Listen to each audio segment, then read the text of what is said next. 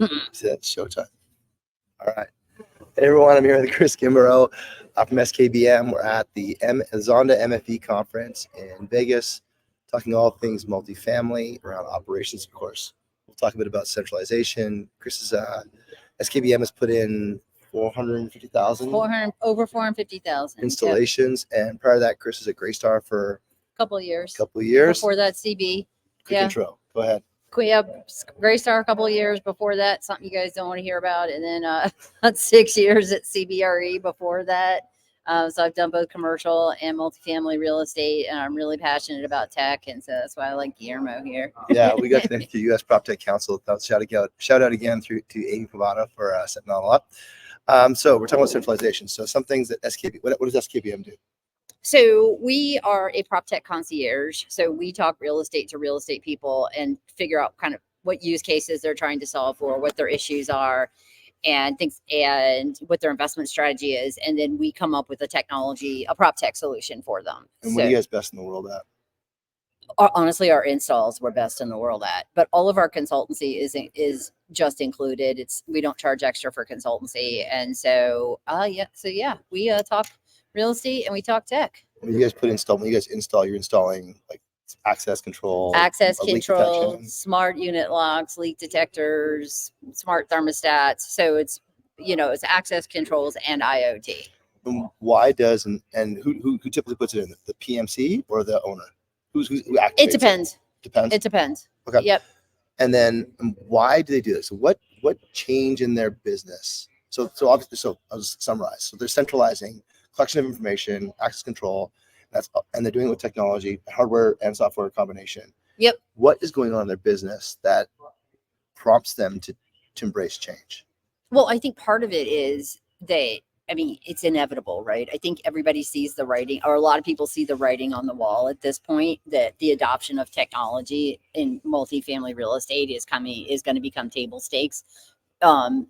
Not tomorrow, but it's going to happen. And like, I was just at a different show last week, and somebody was talking about how it was a research company, and they said that their research is indicating that 2025 is going to be a lot of keeping up with the Joneses. So there's so much new development coming on the market, so many new units, and then you've got an older building, you've got to compete, right? You want to get the tenants in. It's all about getting the tenants in, right, and keeping them. Well, especially in markets that are feeling a little bit of compression, right? So your Austins, your Birminghams, your Nashville's, they're feeling the pinch. And and I would say it's more supply driven than it is demand driven. Yeah, I mean, but the thing is, like, what we want to help our clients with is being more strategic and not tactical, right? And thinking ahead, because you don't want to be in a position where a new building goes up across the street and suddenly you're scrambling to keep your tenants, right? You want to think it's going to come. There's going to be new dev, and so how are you going to keep up with the market? And what's different with multifamily versus single family is that it's much easier to move in multifamily. Yes. You look at a 2-bedroom apartment. I was talking to a cleaning service as an example. And so for a two bedroom, just for scale, for comparison, 2-bedroom apartment cleaning is like $60. Yeah. Right. And like for a single family, that's significant. And so there's significantly more. And so you look at just the different scale of cost between for change fee, like the barriers to change. So much lower in multifamily. Oh, exactly. So you get that 50%. Exactly. Year. Well, and that's why you see, the bigger players out there, I won't mention any names, but moving towards a hospitality model, or moving towards trying to be a B2C business as opposed to a B2B, and really creating that connection with the tenants. And so they're keeping, they're going to keep them through student and conventional and senior living, or, active adult, whatever, like having that, because it is easier to move. And so they're trying to create that brand loyalty so that even if they do move, they're going to go to another property in their brand. Yeah. It's not just a bunch of like a box anymore that you're moving into. It's a full on community. It is a home. It's a home. And I think that a lot of times, because there's this, like, traditionally, and this is just me spitballing here, but traditionally, like, there's this idea that, renting is somehow less than buying. And I don't think I think that perception has changed a lot. And so these are, you're renting someone a home, and you want them to stay, and you want them to feel comfortable, and you want them to have the amenities that they want, that they're looking for. So But I think what's really interesting is that it's getting noisy here. I don't know what's going on down the hall, but it's really it's getting popular. What's interesting is that it's kind of like this subscription model for things. Yeah. Right? And like your point about hoteling and hotel experiences, and look at BTR, SFR, all those different models. I was on a call yesterday with NAHB, the National Association of Home Builders, and a big conversation that kind of came up was around like, what about the post ownership experience, right? Yeah. So I think it's just seeing this convergence all around all these things around the experience has changed. And so to bring that back to centralization, if the experience has changed and the needs of the consumer are changed, then the operating models need to adjust to reflect the design that what the consumer is looking for. Exactly. I mean, and the thing is, a lot of that, everybody's afraid of AI taking over their job. That's not going to happen. But I mean, the thing is, if we can automate some of those things that don't require a human touch, so that you do have the humanity in the experience, then, if we're, centralizing things like maintenance, and so you're getting better experience with an AI enabled tool than you would without. And then that then again drives this tenant retention. So it's like, it's like last week I was at the show and I was watching good content like there is this week. And somebody was like, oh, well, it's really all about, it was somebody in the connectivity space. It's really all about tenant experience. And I was like, after they were done and I was asking my million questions, I'm like, well, here's the problem. I'm like, that tenant experience is very much tied to what's going on in operations. Like you're not going to have a good tenant experience if your operations are all over the place. I'm like, so you can't really separate those. Yeah. So that centralization, if you're doing it right, and it's not easy, like does lead to these ancillary benefits like tenant retention. Because like if I know when I lived in an apartment a few years ago when I first moved to Memphis, the maintenance guys were awesome. They were so nice. But like the thing is, it would take 2 days to get them in, and there was very little communication because they didn't have Iris CX, right? But I mean, I think what you end up with is these folks that are excellent and incredible and on the field and so valuable for tenant retention. There's less and less and less of them. There's more and more supply coming online. So it's just a sheer fact they're just not around. It's not available. So that strategy is not really practical any longer. Yeah. And then you get into, like, to your point around like centralizing and standardizing the experience. If you're going to have a consistent operating model, it can't be distributed. There's got to be a quality assurance checkpoint to it. It's got to be protocols to it, how we manage things, and be cost effective, because flip side of all this is affordability. Yep. And competitive with respect to a rents perspective, rents and vacancies. Then you've got to have something that works with an operating model that everybody's going to pay for. Yeah. Right. And this is the whole game that everyone's trying to figure out right now with this move to centralizing. And what's interesting, as we talked about in previous talks, is that centralization is happening everywhere. Right. Yeah. It is an efficiency play. And in a world where we're seeing vacancies being compressed, we're seeing NOI get compressed. We're seeing, and rents falling down as supply comes online. The B's and C properties are getting competitive, or getting squished with all the new A stock that's coming. Yeah. And if you're a new investor or new owner with A stock, then you really want to get that filled up, because you got to get cash flow going. Yeah. You've got no history, and then the lenders get involved. I mean, the lenders want to see you lower. Yeah. Right? I mean, and the thing is, like with that B and C stock, is like, you hear like a lot of people say, oh, well, they can't afford the tech. But the thing is, in my opinion, you can't not afford the tech at this point, because also like a lot of those B and C properties, maybe they're self-managing, they need the tech because it's a tough business, property management, right? And property and multifamily ownership. And so like this idea that you can come in with your solution and help them in these properties to kind of keep up, and maybe start keeping staff and not have as many issues around these kind of day-to-day experiences with the tenants. Because there is a way. There is a way to provide a good quality resident experience. There is a way to increase NOI, reduce OPEX, and there is a way to do this for all types of properties. Right? It happens right now in other industries. I mean, like, look at like the breadth of like telemedicine as an example, right? I mean, instantly accessible to everybody. So, let's talk about Iris, telemaintenance, or remote centralized maintenance, what you guys do with respect to all the access controls, all these kind of like mundane problems. Consume human resources if they're not centralized and automated.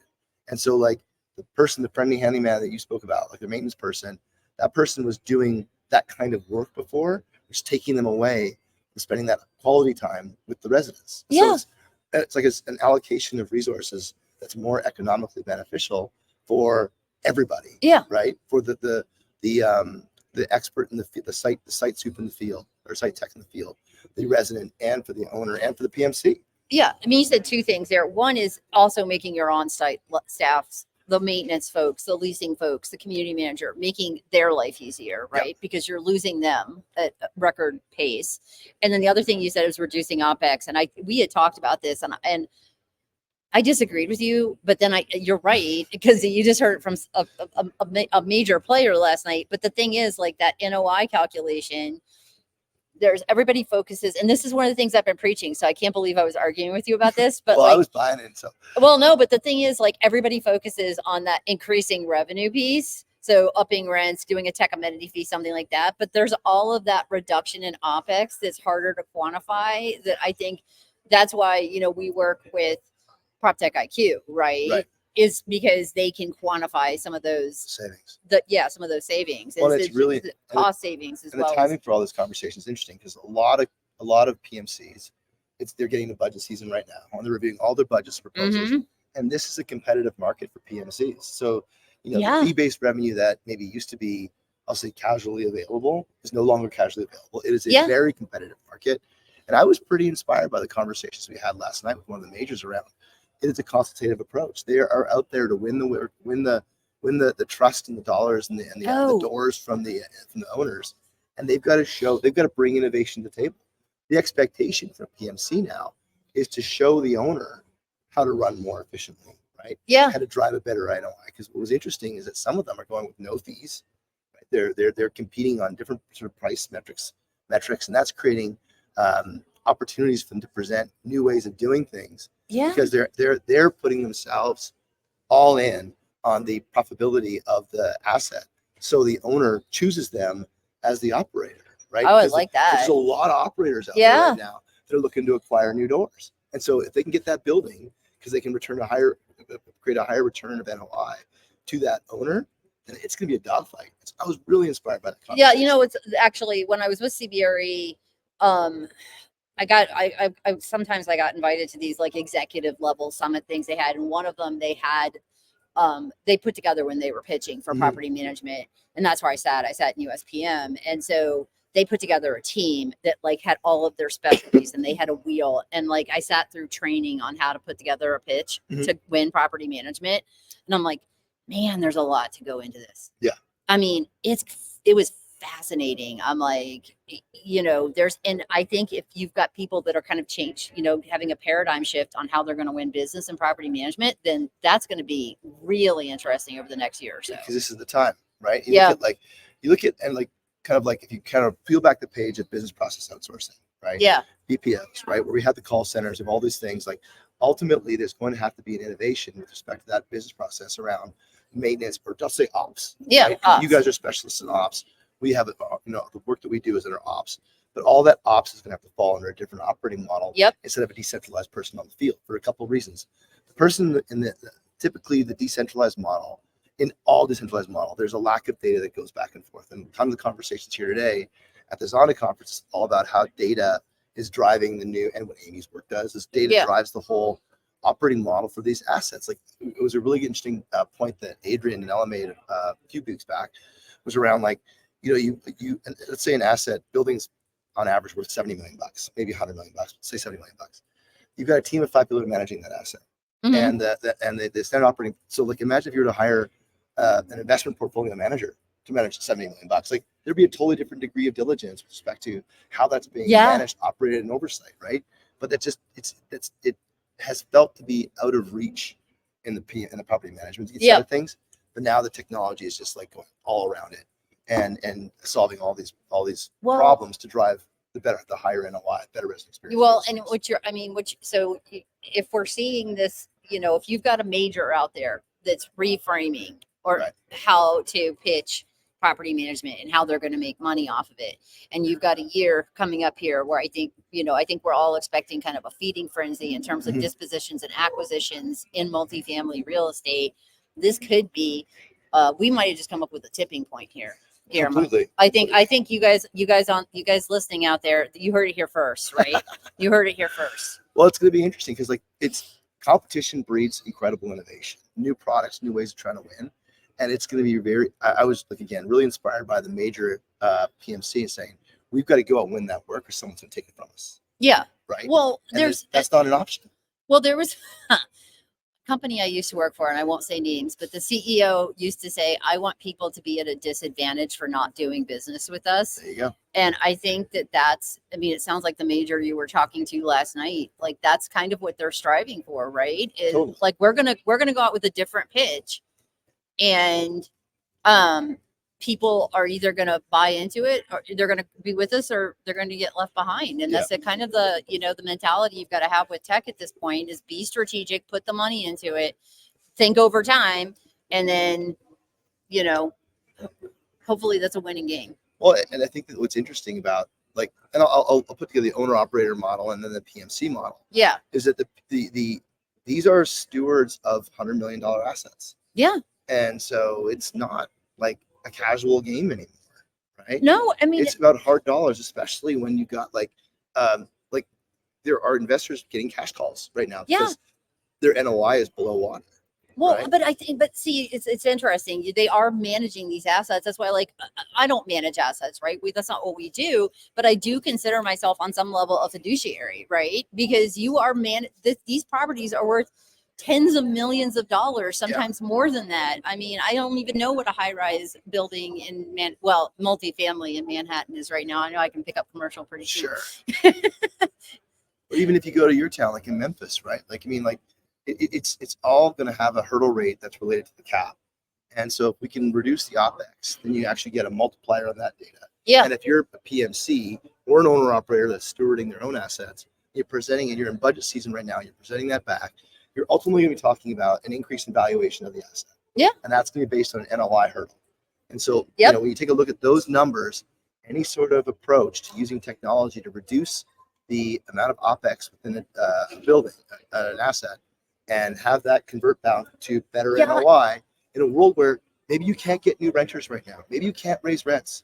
So if you can't get new renters and you can't raise rents, what do you got to do? But that requires a shift because everybody does focus on the revenue. And so the additional revenue, I'm sorry, it's so distracting. The other conference is coming back and they're all in bikinis.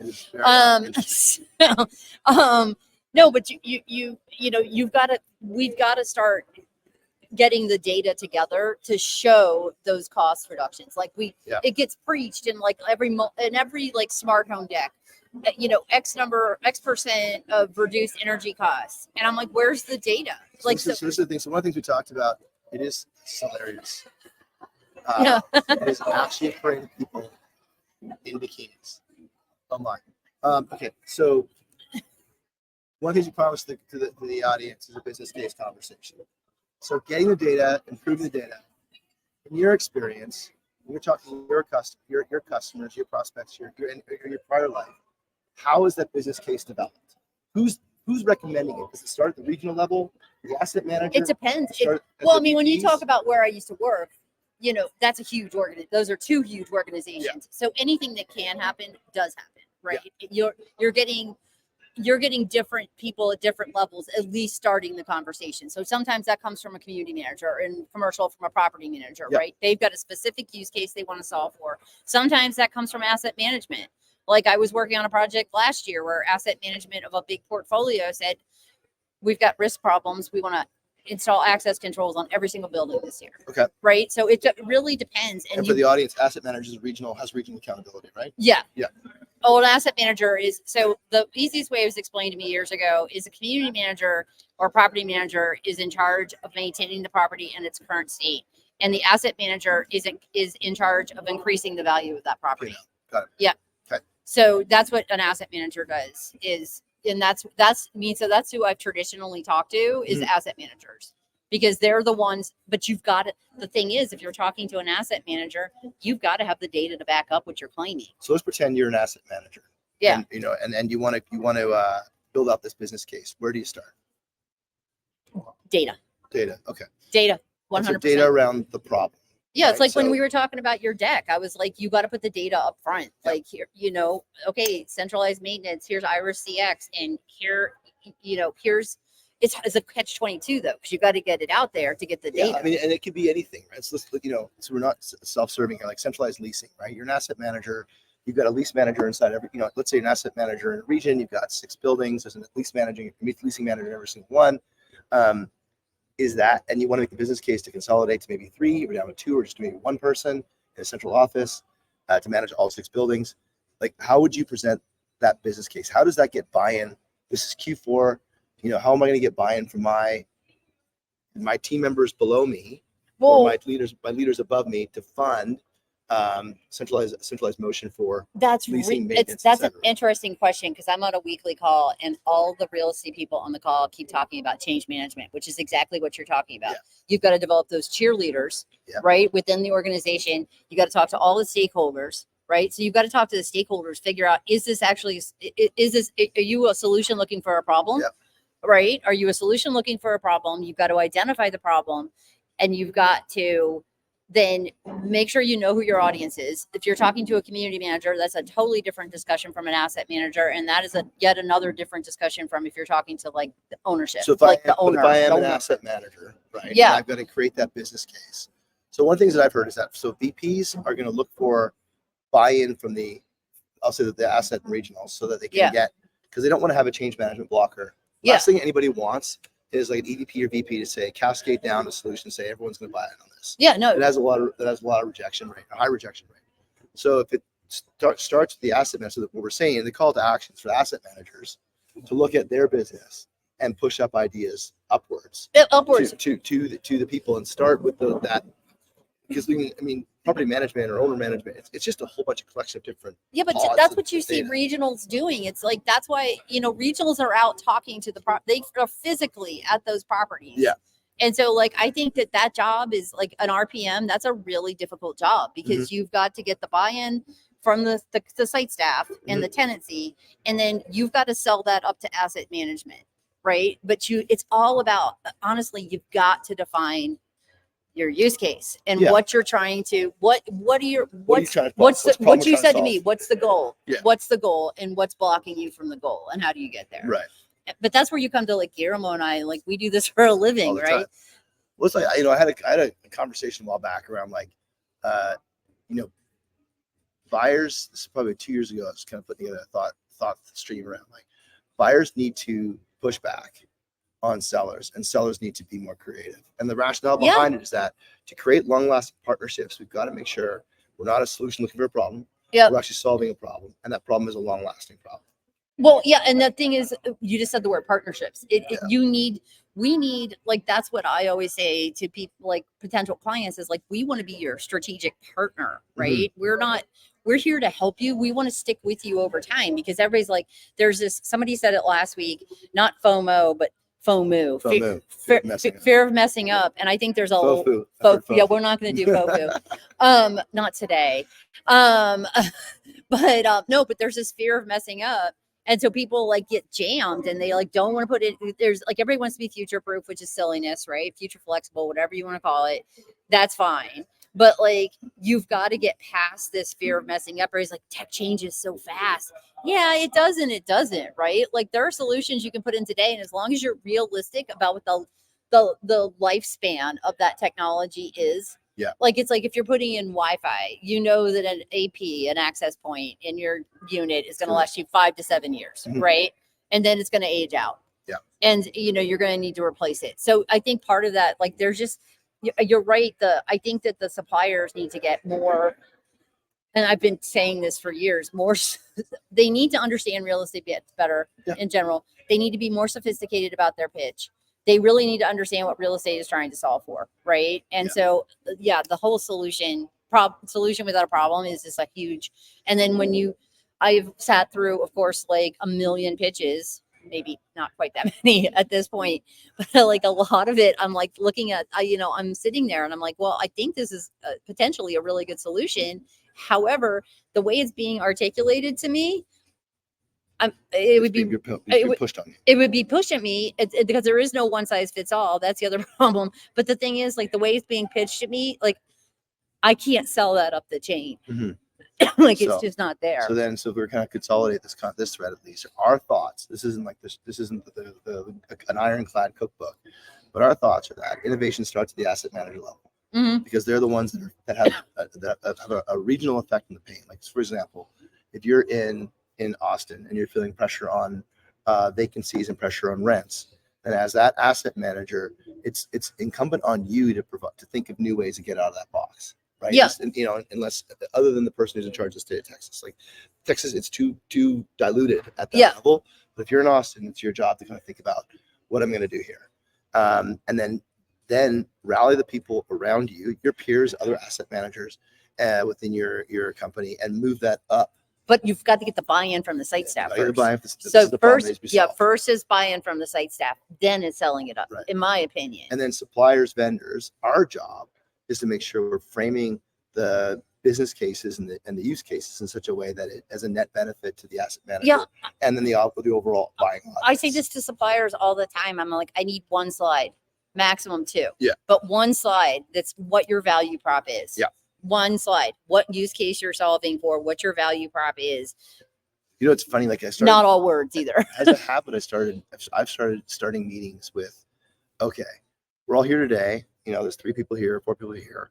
What does success look like for you at the end of this half an hour, 45 minutes, right? That's a good question. And then at the very beginning, they kind of reveal, okay, well, Guillermo, I went to your website. I don't understand what you do, but someone told me I should really check you out.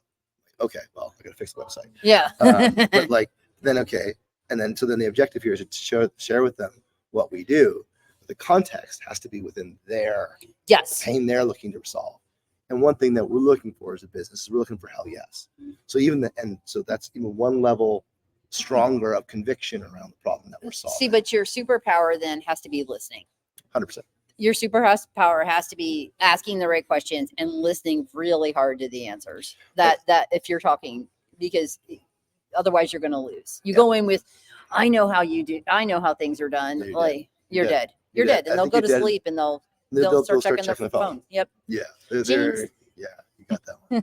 So lessons. So for buyers, and we're saying asset managers and regionals, have a conviction around the problem. Get data from your suppliers, and we'll give it to you. That's what we do. Get buy-in from your site staff, and roll that up. And this is all very doable over cups of coffee. And then roll that up into your VPs as a conversation. And I think one thing that we've always talked about is make it very easy to activate. So don't, if you're thinking about an idea or an innovation for deploying what you guys do with leak detection and Wi-Fi, et cetera, smart buildings, I mean, how can we put that into a smaller bucket so we can begin to pilot and innovate and get that going instead of making this thing way too big to kind of chew on? Well, I know, but that's what I keep saying. That's why I'm like, okay, but it's budget season, right? Everybody's kind of, but like, what's your immediate use case? Let's solve for that. Yeah. And I don't mean that to be tactical. I mean, like, if you're going to solve for access controls this year, I do want to have the discussion about what about next year and the year after. Yeah. So I can make sure we can move it forward. But like, don't do what I do sometimes, which is get the list in my head of everything I've got to get done. And then like I freeze, right? You got to be like, okay, today, I'm going to get these 2 things done and I'm going to do them well. Yeah. And then tomorrow I will look at tonight. I'll look at what I got to do tomorrow. Right. Yeah. And then that gives you permission to create a roadmap. Exactly. But the roadmap itself can't be so overwhelming that it's like difficult to digest. And don't do it in a vacuum, right? Yeah. That's the problem is people try to do it in a vacuum. It's like talk to people. I'm big on collaboration. It's where you get better data, right? Like conversations, and this is where conferences are very good because they actually activate those kind of like free flowing conversations. Okay, so we'll wrap it up. We're kind of closing out here. So asset managers get buy-in, activate on a problem. Yeah. The problem's got to be connected to financials because it's going to be funded. It's going to have a funding resolution. And I would say even better, like asset managers, think of your customers, think of the owners, think of your peers, whatever. So this could be framed. It's kind of like the customer's customer is the framing, right? Yeah. So obviously things like NOI, things like asset valuation, things like performance of different assets. Those are going to be the framing for the conversation. Yeah. And as a supplier, be super honest. Don't sell blue sky. You're going to regret it. And make it easy to buy. Yeah. Make it easy to buy, but do not sell blue sky. Yeah. All right. That's our conversation for today. Zonda conference in Vegas. Cris Kimbrough from SKBM. Check him out for all of your smart building needs. Check us out, IRCX, if you're looking to centralize your maintenance solution. And have a great day. See you, everyone. Bye. That was fun. Let's do it again.